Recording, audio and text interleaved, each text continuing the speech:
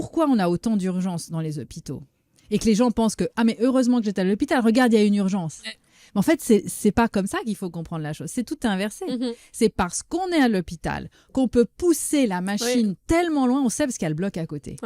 Et ce qu'on fait à l'hôpital, jamais une sage-femme, elle le fait dans un accouchement à domicile, par exemple, ou dans une maison de naissance. Parce que tout ça, ça s'anticipe. Un professionnel qui est formé à la physiologie, il sait repérer bien avant, des heures avant. Là, on va faire un transfert parce que probablement que là, c'est plus prudent. Il pourrait y avoir des raisons médicales. On ne peut pas être formel à ce stade-là. Mais l'urgence en 5 minutes qui vrille, c'est quasiment zéro. Je ne dis pas zéro parce que il faut quand on parle de nature, le zéro n'existe pas. On le sait. Mais c'est des 0,46% de transfert pour cause potentiellement urgente dans les chiffres des accouchements à domicile en France. En tout cas, un des rapports qu'on a facilement sous la main, officiel.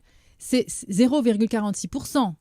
Et quand on voit les interventions en urgence dans les structures hospitalières, c'est sûr que sur la population de femmes qui avaient une grossesse à bas risque, de nouveau, j'exclus les problématiques de départ, on n'a pas ces chiffres-là, on a des chiffres plus hauts.